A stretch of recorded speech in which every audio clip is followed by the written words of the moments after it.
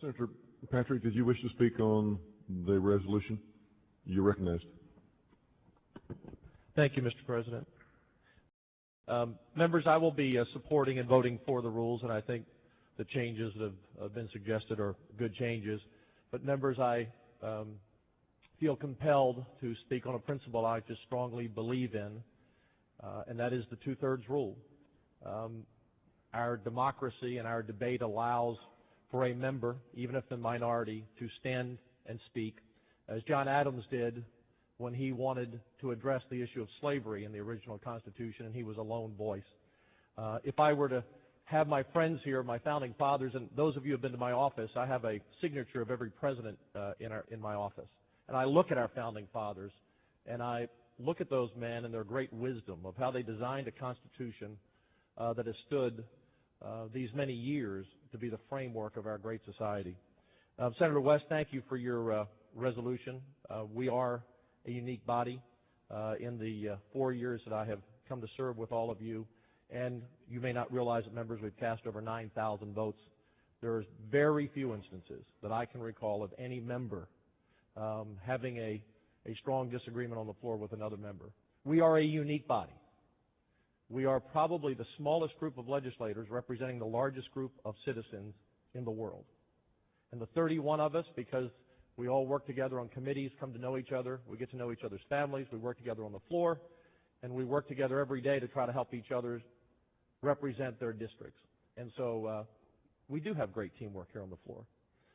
That notwithstanding, I strongly believe that the two-thirds rule is inhibiting the majority to rule. And if my founding fathers were with me today, I would have a few others who would vote with me to change the rule to, I would like to see a simple majority, or at least a compromise to 3/5. Because our founding fathers actually considered making two-thirds a vote to pass legislation in the Constitution, and they soundly rejected it. Both Federalists and Anti-Federalists spoke on this issue. Washington said, and I quote him, "The fundamental principle of our Constitution requires that the will of the majority prevail." Washington said, "If the minority are suffered to dictate to the majority, there can be no security for life, liberty, and property." They spoke that one-third should not have the majority rule over two-thirds, who represent the will of the people, because that's how they became the majority. Our Constitution protects the individual rights of the minority, but not the minority to rule over the majority. James Madison also explained in Federalist 58 why a two-thirds approval margin for normal laws had been rejected. He said, "In all cases where justice or the general good might require new laws to be passed or active measures to be pursued, the fundamental principle of free government would be reversed." Washington said the majority rule was the fundamental underpinning of our Constitution. Even the United States Senate came to realize this. In 1975, Walter Mondale successfully led a floor fight in the U.S. Senate to alter procedure with regards to a filibuster.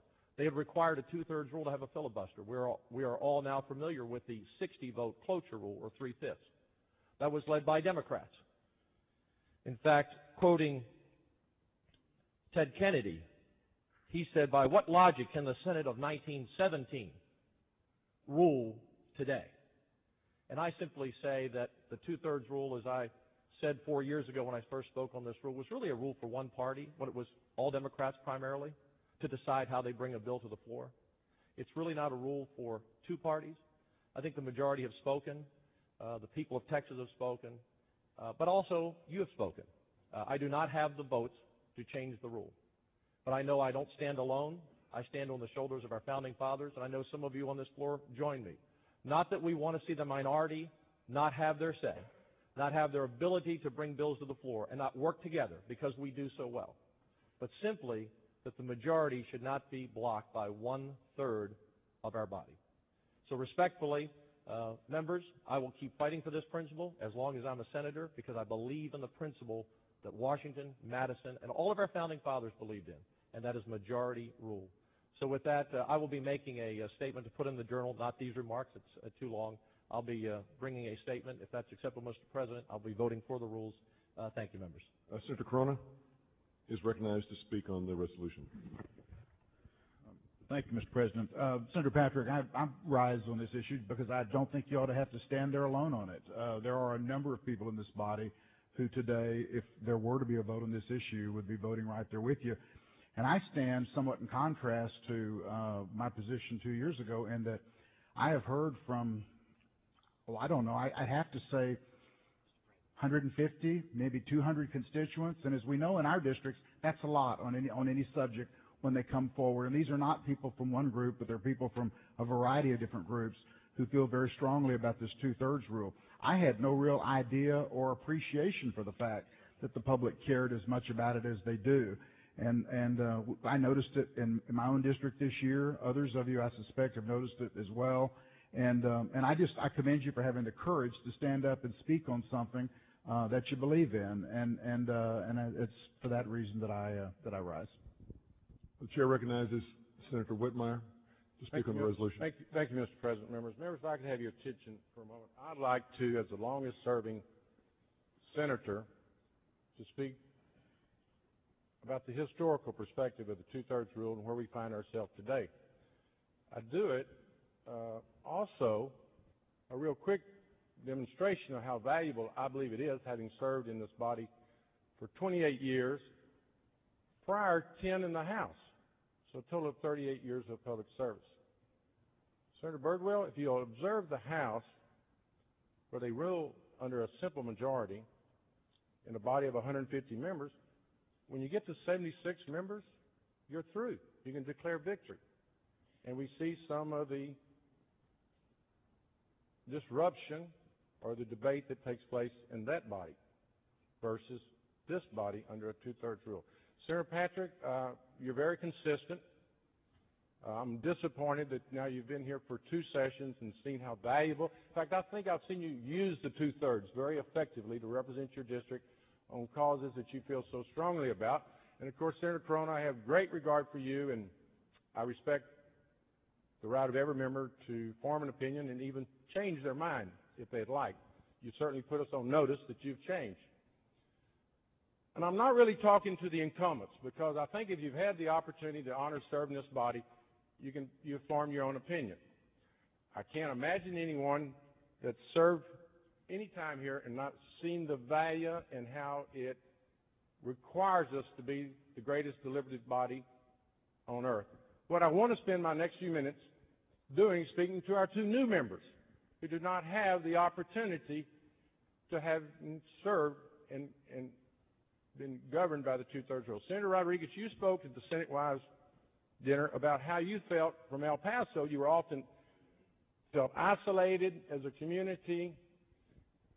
State government kind of overlooked you. Well, let me give you the good news. Under the two-thirds rule, you're fixing to see you're not neglected or disregarded. Every member on this body will come to you to seek your advice and counsel in your vote. El Paso, under a two-thirds rule, will never be overlooked. If we had a simple majority, I'm not sure. I think I'd get to 16, maybe a couple of extras, and I'd move forward to the next issue. So the two-thirds is going to protect your community of El Paso. Senator Birdwell, I don't know if you know it, I was born in Hillsboro. Moved to Houston at 4, family divorced. I went back to Waco in your district, 3rd and 4th grade, then 5th through 9th outside of Hillsboro. So I've been across your district. I've played Little League ball in Dawson, Hubbard, Bynum, Blum, Aquila, Abbott, West Station. I know your district very well. Very proud people. And those black land cotton farmers will never be overlooked or forgotten under a two-thirds rule. Now, I don't know if Senator Carona mentioned to his district when 150 people expressed an interest in doing away with the two-thirds that the two-thirds rule is protecting the people in his district that care about gambling. The two-thirds rule is not going to allow 16 of us to pass gambling. I think those good people of Hill County would probably agree with the two-thirds rule protecting them. I've followed your campaign, admired your conviction on disagree, but I know how strong you are pro-life. Without the two-thirds rule, 16 of us could go to a pro-choice position on this Senate floor. The two-thirds rule requires us to sit down and talk. And it's not a partisan issue. as some would portray it. On occasion, from my historical perspective, I've seen it used, mostly by the Republicans when the Democrats were in the majority. Senator Sibley very effectively used a two-thirds rule to force the redistricting plan in 2001, which we had a majority of Democrats on the Senate floor. He blocked it using the two-thirds with a group of Republicans for very partisan reasons to send the redistricting plan to the redistricting board. And Senator Patrick, you and others are, in my judgment, serving in a Republican-drawn redistricting plan that did not reflect the majority of the Senate in 2001. But let me go and give you another example of those fine folks of Hill County being protected by the two-thirds vote. Farm-to-market roads. We've got to start cutting, seriously, state spending. The two-thirds rule is going to protect the rural members, the Hill County folks, from a group of us urban members saying, hey, let's spend the money where the most people are. Let's take farm-to-market funds in the budget to Houston and the major metropolitan areas. As you're catching on, I could give you example after example. Income tax. You go back home and tell your most conservative constituents that the two-thirds rule is going to require two-thirds plus before we ever think about an income tax, regardless of what kind of deficit we're running or shortfalls. Members, I feel so strongly. We've already witnessed it in this first week. The two-thirds rule requires us to all go back there and discuss and deliberate what's the best rules for this body. So we're seeing the results of the two-thirds rule as we talk this very moment. Now, Senator Patrick, you talk about our forefathers. Let me tell you about a discussion two of our forefathers had. I have read that Ben Franklin asked Thomas Jefferson when they were designing our legislative bodies, you've come up with a House of Representatives for the federal government. Why do you need a Senate? Why do you need a Senate? We're in good shape. We've got a House going to represent people closest to the people.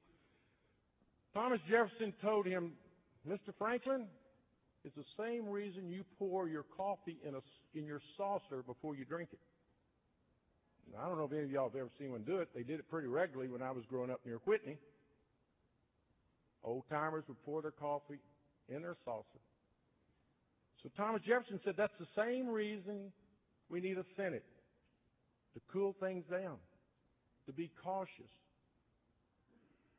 Members, there is a reason why we're called the most deliberative body on earth. It's because there's only 31 of us. It requires us to talk to one another. But truly, you know, I know, it's because of the two-thirds rule. I want to thank you this morning for protecting this most deliberative body on earth by maintaining the two-thirds rule. It's going to require, Senator Rodriguez, you haven't had the honor yet, but shortly you'll see members walking around, and Senator Burgwell, with this tally sheet. And it's going to make and continue the tradition and the reality that every one of us is important. Every 31 of us are equal.